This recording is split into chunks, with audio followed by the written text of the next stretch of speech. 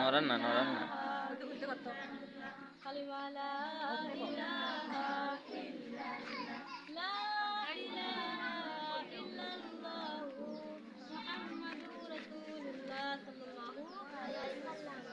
এবার আপনারা ইস্তেগফার পাঠ করেন, দরুদ ইব্রাহিম এবং সূরা ফাতিহা, সূরা ইখলাস।